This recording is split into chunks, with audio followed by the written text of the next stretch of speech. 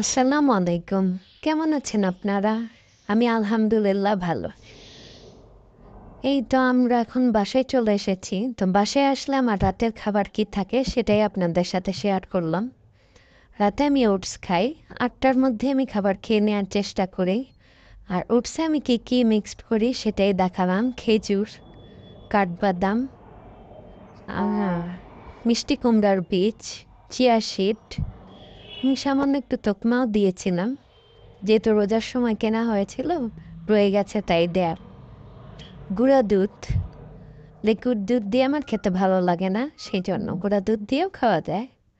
তো মিক্সড করার পরে গুঁড়া দুধ দিয়ে গরম পানিটা দিয়ে ভিজিয়ে রাখি কিছুক্ষণ, আধা ঘন্টার মতো ভিজিয়ে রাখি। ব্যাস রেডি হয়ে যায় আমার রাতের খাবার। এটাই আমি রাতে খাই। আপনারা কে কে রাতে ওটস খান কমেন্ট করে জানাবেন। তো ভিডিওটা ভালো লাগলে সবাই কমেন্ট করবেন। ধন্যবাদ সবাইকে। আল্লাহ হাফেজ।